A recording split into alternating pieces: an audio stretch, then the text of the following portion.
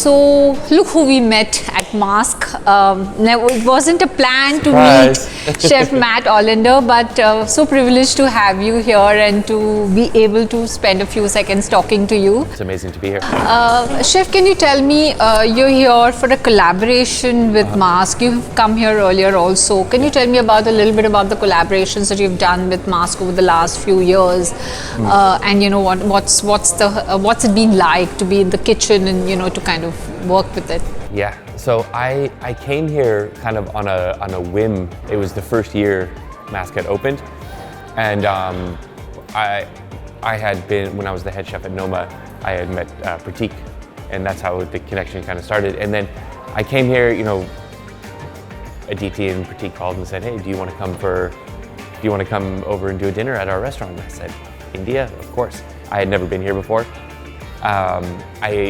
I didn't know what to expect, and I came here, and the first trip here was, I came here for this ultimate food trip.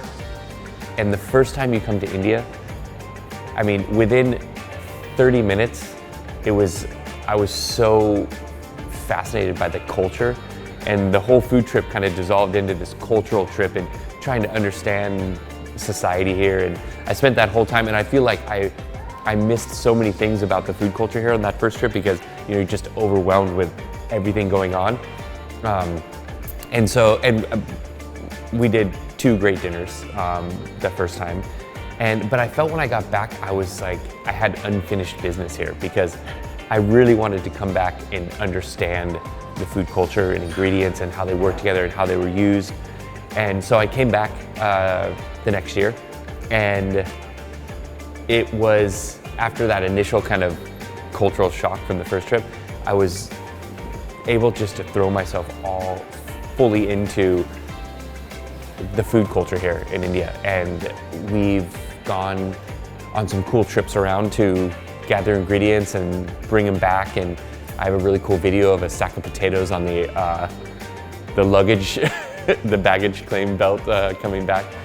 But for me, coming here and cooking in India it's like a kidney candy shop because there's so many flavors that we don't have access to where we come from because we're a hyper-local restaurant. So when you come to a place like this, everything is new. And so this being the third trip, I would say I want to say I'm getting a better understanding, but every time I start to think that, I see something new that I've never seen before. And so I just try to I try to pretend like I am naive to everything, and it usually allows me to experience way more than I would if I was like, no, I know exactly what I'm doing. And so one really cool thing about coming to Masque to cook is that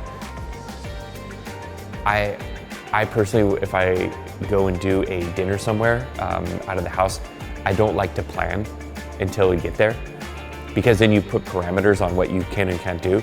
And Masque has been a place where a lot of restaurants aren't comfortable with that. It's like, I don't want to plan until I get there. Like, no, we need to plan. And Masque has been a place that has been so open to that idea of cooking in the moment and not planning too far out, because I think what you get out of that creative process is something more special than if you plan it too far. So you said you went on foraging trips with the team. Yeah. Where did you first go for foraging, and what did you get back? So the first trip I took was, let's see, first trip was, we were in Pune first, and then we came back from Pune, and then we flew to Bangalore and drove like 7 hours out into the middle of nowhere to this amazing farm.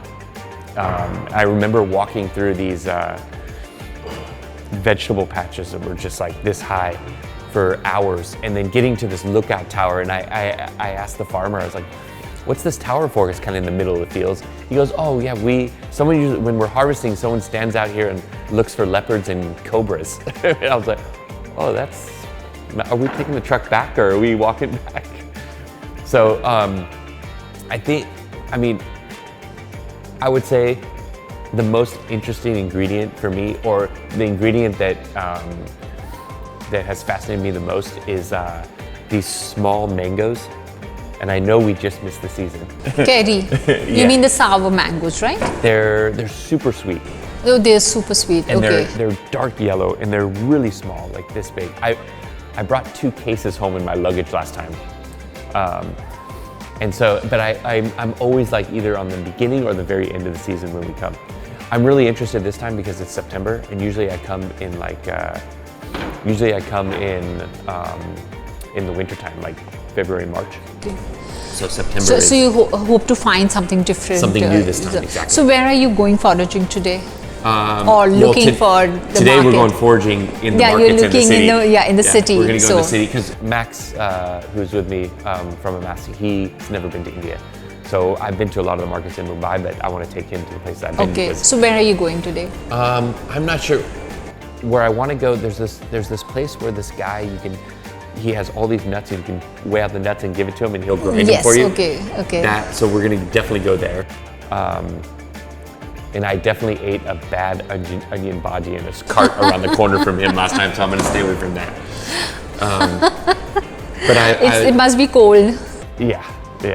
But yeah, so, and then I believe we're going to do a couple dinners here.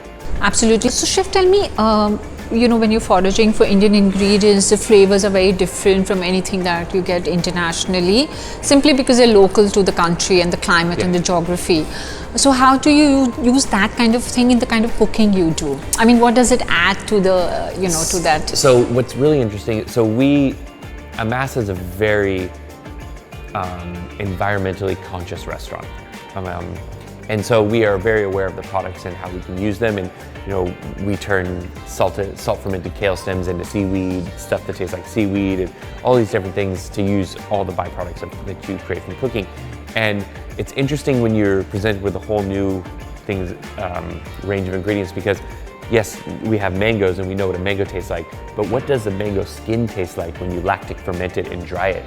Does it become like salty, sour mango? Does it become a whole different flavor? What happens when you blacken it? So I'm actually more excited about what do the byproducts taste like than the actual products themselves after we put them through some fermentation or drying or blackening. And you've eaten at Masque. What was that one dish on the Masque menu when you ate there? Because it changes. I mean, they give you something different every day, every time you come. Yeah. What was it that was a revelation for you? That kind of, I remember it was the last time I ate here. There was a dish, and it was like these small rotis with like 6 different chutneys, and I remember. It was definitely too much chutney for how much roti it was, but I ended up putting so much chutney on. I finished the chutneys and they came back and they're like, you used all of that for like 2 little rotis? I was like, I couldn't. They were so delicious. So that dish really, because for me, the chutneys in India are such a representation of Indian cooking and how you can take something that's so simple and turn it into something that has so much flavor. Absolutely great. Thank you so much for talking to us and taking some time out. Yeah, you're welcome. Thank you.